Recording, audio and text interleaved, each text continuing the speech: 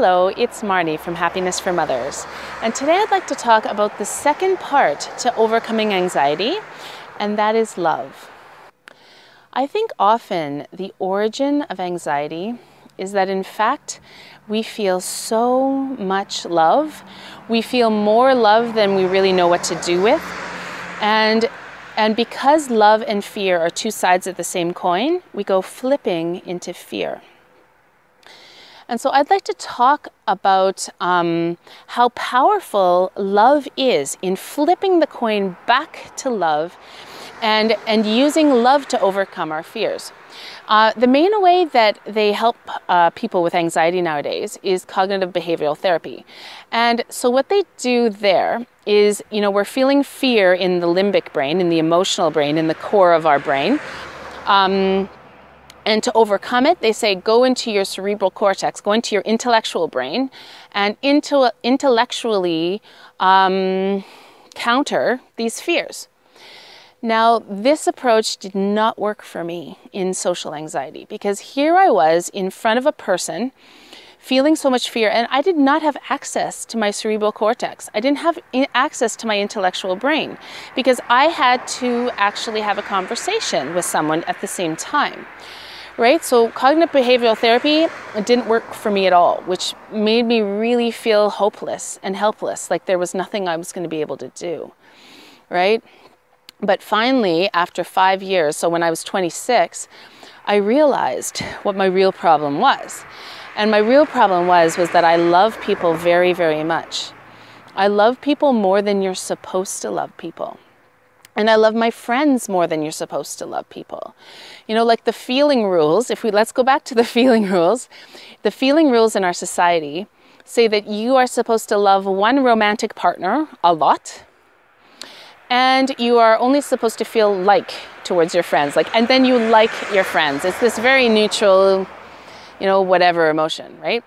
Whereas what I was feeling was this enormous platonic love towards my friends. And I had never heard about it. I didn't see anyone else, no one else seemed to be feeling that towards their friends. And I thought, I must have a problem. This is not right. I shouldn't be feeling this. I was violating the feeling rules. And so this love that I was feeling towards my friends made me feel so vulnerable that I believe that is what got me flipping into fear, okay? And so in order to overcome social anxiety, I had to flip the coin back into love. And so what I realized is that I love people very much, and that I'm going to dare to love my friends, and I'm going to dare to show my friends and everybody else how much I love them. And so whenever I was feeling scared of somebody, even if it was walking into a shop or dealing with anybody for that matter, a teacher or a co-worker, whatever it was, I just told myself, Marnie, love them. And so I would love them and I wouldn't feel any fear, because love is stronger than fear. Okay?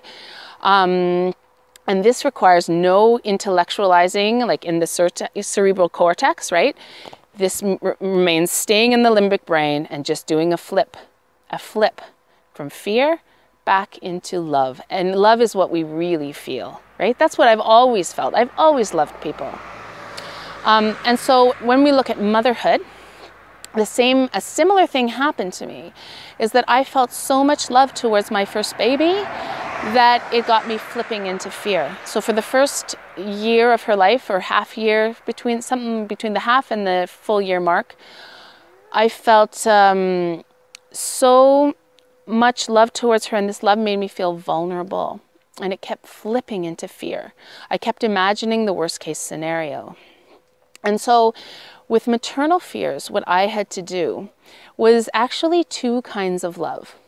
So one was to realize I love my baby very much, and what I want to feel in the present is not fear. I want to feel love. I want to be able to embrace love completely to the fullest, right? But in order to do that, I had to do something more about these fears, right? And what I learned to do was a form of self-love. I developed the self-confidence that if anything were to happen, if ever there was the worst case scenario, that I could handle it. So I gained a certain kind of self-confidence, right? Self-love, that I don't have to worry about the future because I can handle whatever comes my way, right? And I help mothers develop this self-confidence and this self-love and confidence that they can handle the future, right? So that's what helped me, was these two kinds of love in motherhood, being able to embrace the love I was feeling towards my children and be present with that love, and to develop the confidence and the self-love to know that whatever happens, I can handle it. So yeah, it's something to think about. You know, that when in overcoming anxiety, we might not have to do all that much intellectualizing. We might only have to simply be honest, what I talked about last video, honest with ourselves about what we really feel, and honest with others about what we really feel, and embrace love, love towards others and love towards ourselves, and confidence that we can handle whatever comes our way. Let me know if you'd like any help with your anxiety. Thank you for listening, and I hope you have a wonderful day.